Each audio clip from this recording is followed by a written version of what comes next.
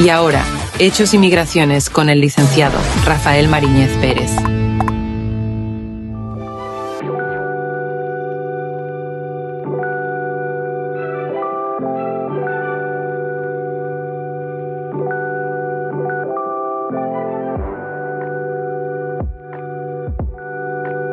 Alicia Bárcena dijo en una ocasión que la migración segura es cuando los migrantes son sujetos de derecho en todo el proceso migratorio. De eso voy a hablar más adelante en este podcast, al que he consagrado para hacer referencia a la política migratoria de los Estados Unidos ahora con el nuevo gobierno de Donald Trump a partir del 20 de enero del año 2025. Una situación que naturalmente habría que considerar con mucho cuidado, porque es penoso lo que va a pasar con muchos inmigrantes, pero naturalmente hay que ver lo que está pasando también con los Estados Unidos. Un hombre, aquí voy con una orientación migratoria, un inmigrante, cualquiera que sea residente, ciudadano de los Estados Unidos, pide a su esposa. Y resulta que su esposa tiene un hijo que no es de él. Tiene un hijo que no es de él. ¿Qué pasa cuando precisamente él comienza a llenar el formulario I-130 para peticionar a su esposa? Que repito, tiene un hijo que no es de él. ¿Qué pasa con ese hijo? Sencillamente envían todos los documentos de ese hijo de su señora, que no es hijo de él, para registrarlo naturalmente como un hijastro. Y como hijastro también le sale su residencia. Cualquier orientación migratoria que usted necesite, evidentemente comuníquese con nosotros. 809-870-4034 para los Estados Unidos, visa de paseo B1, B2, cualquier tipo de proceso migratorio, fundamentalmente residencia, viaje para Canadá, para Europa, para cualquier parte del mundo. Y todas las preguntas que usted me quiera formular, todas las puede hacer. Naturalmente estaremos en disposición de cooperar con ustedes, responderle. Quiero referirme en este podcast precisamente a esta situación que se va a dar y se está dando ya, dependiendo del momento que usted esté viendo o escuchando estas informaciones, con el gobierno de los Estados Unidos que asume a partir del año 2025, 20 del mes de enero, el presidente Donald Trump. ¿Qué va a pasar con los inmigrantes? Estados Unidos es el país donde emigra la mayor cantidad de mortales, de seres humanos, legales o ilegales. Por supuesto que cuando comparamos la cantidad de personas que emigran hacia Europa, Europa es superior a los Estados Unidos. Pero resulta que Europa es un continente, que solamente en la Unión hay entre 26 y 27 naciones, estados, pero de estado a estado, naturalmente Estados Unidos es el que más se recibe. Solamente tenemos que pensar que Estados Unidos, de 343 millones de habitantes, el 17% de los habitantes en los Estados Unidos son precisamente inmigrantes. 46 millones están legales. El 12%, 12 millones están de manera ilegal. En total tiene 58 millones de inmigrantes. 58 millones de inmigrantes, 46 de manera legal, 12 de manera ilegal. Pero el flujo migratorio ilegal hacia los Estados Unidos, yo creo que no asombra a nadie, porque esta ha sido la costumbre de los últimos años. Y en la administración demócrata aumentó de manera considerable por un nivel de irresponsabilidad de parte de la administración de Joe Biden. Entonces, nosotros tenemos una cantidad enorme de sudamericanos y centroamericanos que se dirigen hacia los Estados Unidos, hacia la frontera sur de los Estados Unidos, que es la frontera norte de México. Y entonces ya hemos hecho referencia a lo que pasan los inmigrantes venezolanos, colombianos y sobre todo del resto de América del Sur, fundamentalmente de Ecuador, cuando tienen que atravesar el tapón del Darién. Tapón del Darién, que es un territorio que interrumpe la carretera interamericana que sale desde Canadá y llega hasta Argentina, es interrumpida precisamente por el tapón del Darién.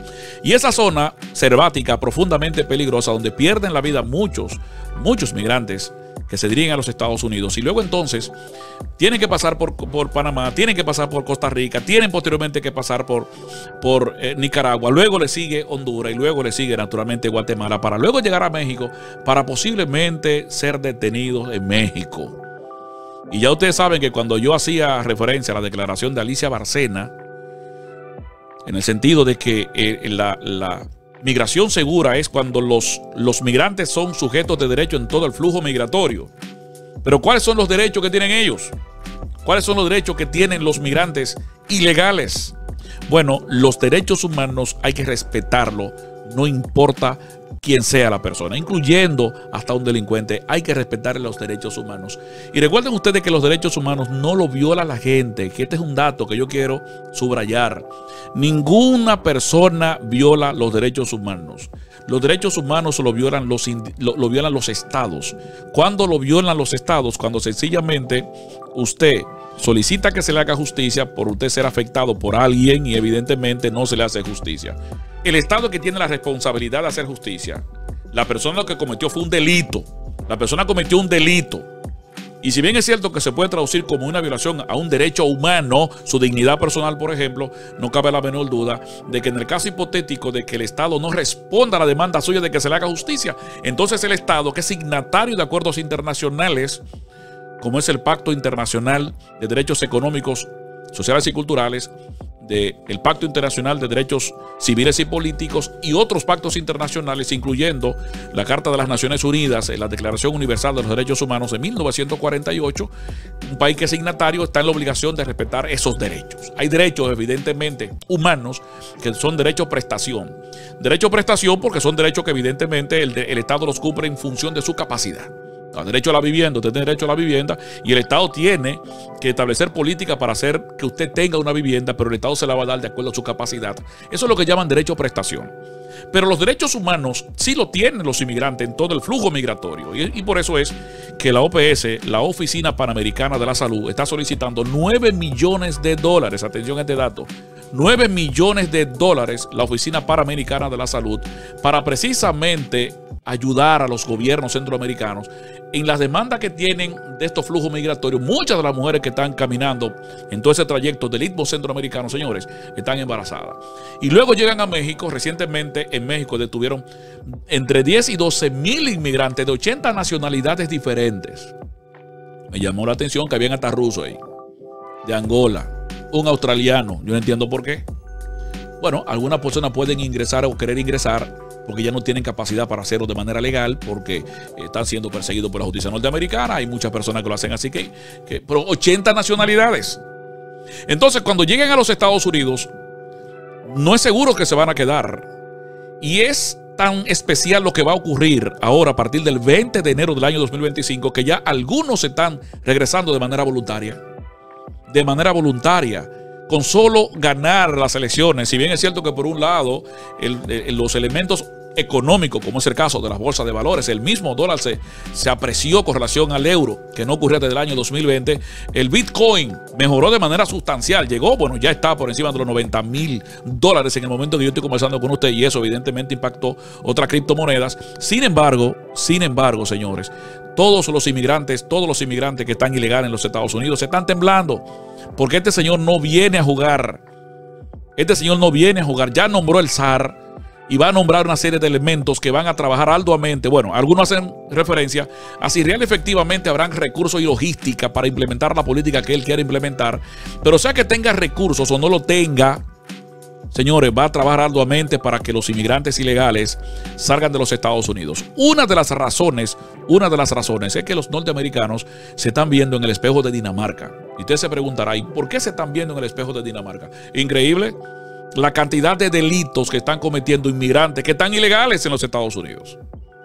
En la ciudad de Nueva York, en ciudades del estado de Texas y otros lugares, otros espacios, naturalmente, en esa parte de Estados Unidos, sobre todo en la parte sur. Pasa también con el tema de California. Una situación sumamente lamentable lo que va a pasar ahí, pero no cabe la menor duda de que ellos tienen que ponerle costo a esa situación. La cantidad de dinamarqueses que están siendo afectados por la delincuencia que llega desde Suecia, y esa delincuencia que llega desde Suecia, un país escandinavo, un país nórdico, señores, es el resultado de la cantidad de guetización que se genera en las principales ciudades de los países nórdicos, sobre todo en Finlandia, en Noruega, pero fundamentalmente en Suecia. Y entonces, en esos guetos crece la delincuencia, y esa delincuencia se está siendo transferida naturalmente a países de la región, pero básicamente a Dinamarca. Y cuando llega a Dinamarca, señores, entonces se encuentran que algunos elementos se están cobrando entre 5, 8 y hasta 50.000 euros para ejecutar algunos hechos delictivos de consideración. Y están pidiendo los dinamarqueses ayuda a países de la región para enfrentar los niveles de delincuencia que está siendo posible en ciudades como Copenhague. ¿Cómo es posible? Bueno, hay niveles delincuenciales que se han desbordado. Bueno, en la Florida se han desbordado, en Nueva York se han desbordado, en ciudades del sur de California fundamentalmente, y en otras ciudades del sur de los Estados Unidos. Se le va a poner costo a este tipo de inmigraciones. Y ya muchos inmigrantes que llegaron a la frontera, básicamente venezolanos, tienen problemas. Termino diciéndole a ustedes lo siguiente. Los primeros que van a comenzar a tener problemas en los Estados Unidos, bueno, todo el mundo, todos los ilegales, lo van a buscar por donde sea, pero fundamentalmente los nicaragüenses. 10.000 nicaragüenses ya están amenazados con ser deportados. Inmediatamente el presidente Trump llegue al poder, asuma la Casa Blanca, seguramente el 20 de enero del año 2025. 10.000. Señores, apenas el 4% de los nicaragüenses que pueden optar por un asilo, cambiando el estatus migratorio y demás, lo han hecho. Una cantidad enorme de ellos no lo ha hecho. Y por lo tanto, algunos de ellos ya no tienen ni siquiera tiempo. ¿Por qué le dan parol humanitario? ¿Por qué le dan facilidades? Y yo quiero que presten atención a esta información los venezolanos. A los nicaragüenses le dan esas facilidades precisamente porque los norteamericanos, Estados Unidos como Estado, no está de acuerdo con el gobierno del presidente Daniel Ortega, que lo considera evidentemente un presidente no solamente de izquierda, sino un presidente anticapitalista, un presidente que no tenemos que hablar mucho. Fue presidente en ese país, en Nicaragua, desde el año 1985 a 1990, 5 años como presidente, un señor de 79 años. En este momento ya tiene 26 años en el poder. ¿Ustedes saben por qué? Porque precisamente ascendió al poder en el año 2007 y estamos en el 2024. Súmele los 5 anteriores. Señores, es increíble. Y entonces se le dan facilidades a los nicaragüenses en función del tipo de gobierno que tienen, hasta asilo político a muchos nicaragüenses. Pero resulta que el presidente Trump no viene con esa. Si ustedes son los que han permitido tener ese gobierno, ustedes se lo van a comer. Pero no solamente a los nicaragüenses, también a los cubanos, también a los venezolanos, que cuando caminaban desde Venezuela pasando el Darién para los Estados Unidos, solicitaban que le permitieran entrar porque precisamente tienen una situación atrás con Maduro que hay que entenderlo y que hay que comprenderlo. Y evidentemente lo comprendemos, pero una cantidad considerable de casos delictivos, de hechos delictivos de la ciudad de Nueva York, del estado de Nueva York y otros estados de la Unión Americana han sido cometidos por venezolanos. Llegar un venezolano y asesinar a una niña norteamericana. Y el presidente está diciendo, aquí el que viene, un inmigrante ilegal, mató a un policía, se la va a ver feo. Tienen que ponerle paro a esta situación. Bueno, termino diciendo que ya alrededor de 1.000 dominicanos regresaron de manera voluntaria solamente del estado de la Florida recientemente.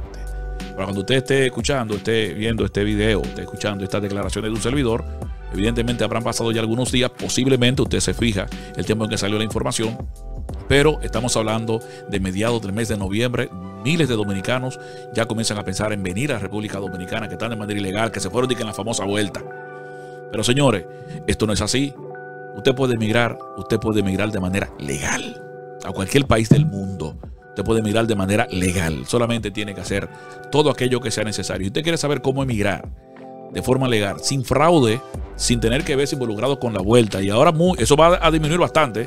Esa frontera norte de México, que es la frontera sur de Estados Unidos, no va a ser lo mismo con el gobierno precisamente de Donald Trump. Entonces lo que tiene que hacer es comunicarse con un servidor 809-870-4034. Y yo le voy a decir a usted qué tiene que hacer para llegar de manera legal a los Estados Unidos, a Canadá, a España, a Italia, a cualquier país de la Unión Europea.